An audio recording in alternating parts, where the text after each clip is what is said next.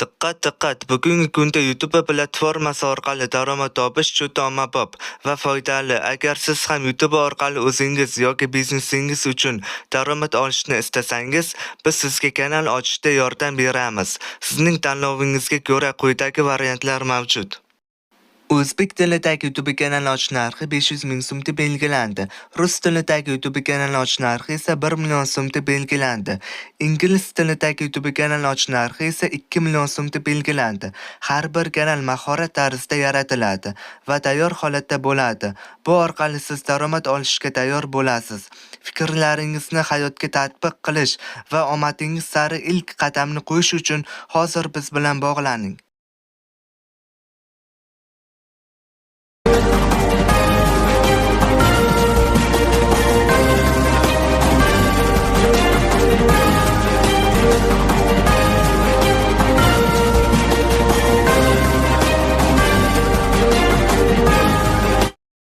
Assalomu alaykum, kanalimizga xush kelibsiz. Agar kanalimizga yangi bo'lsangiz, obuna tugmachasini bosishni unutmang.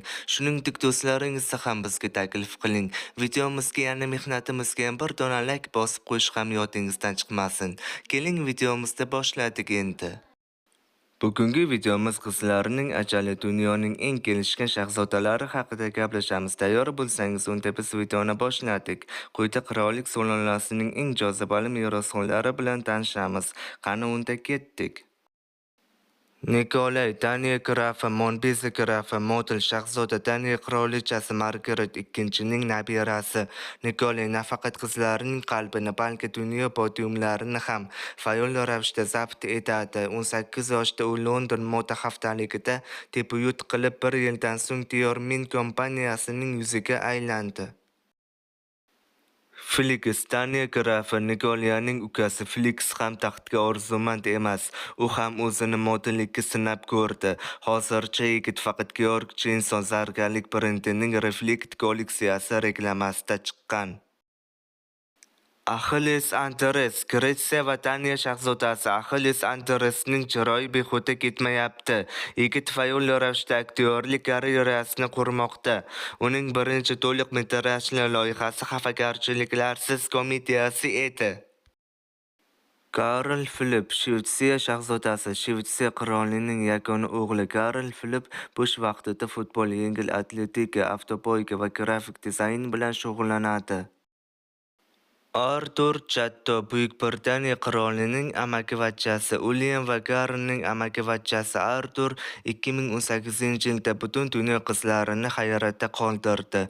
Bu tushunarli ideal qomat, yorqin fotosuratlar.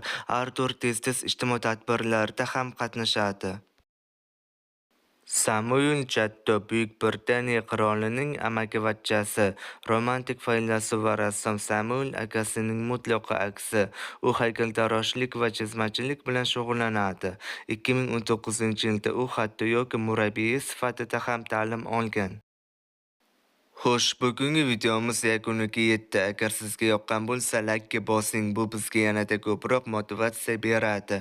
Fikrlaringizni kommentlarda kutamiz. Chunki sizning fikringiz biz uchun juda muhim. Eng qiziqarli videolarni o'tkazib yubormaslik uchun obuna bo'ling va qo'ng'iroqchani bosib qo'ying. Keyingi videoda uchrashguncha